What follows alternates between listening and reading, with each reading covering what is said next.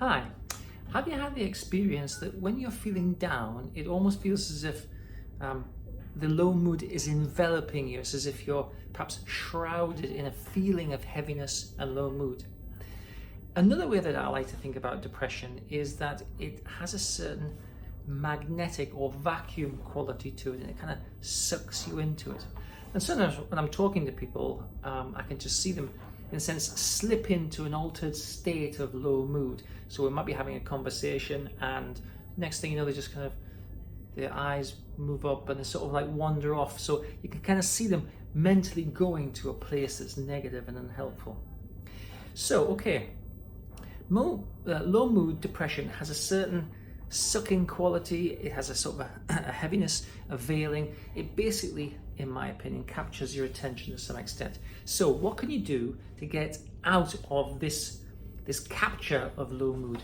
So I've got 3 ideas for you that you can use. The first one is find a strong sensory experience. Now, it's good to have this like pre-practice, right? So that you have a good, strong sensory experience. Now, simple example would be put an ice cube in your mouth. Putting an ice cube in your mouth is not something that you can ignore. It's a strong sensory experience.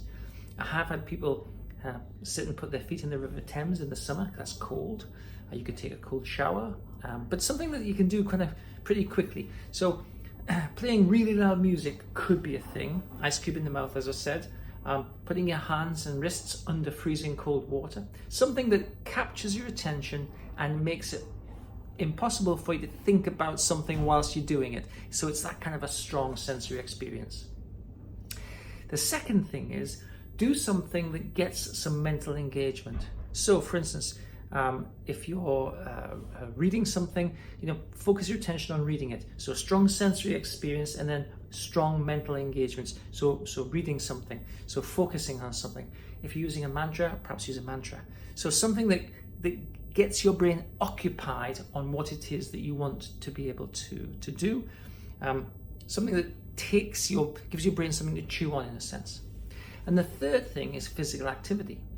Now, physical activity is typically, walking or going to the gym or something like that, or cycling.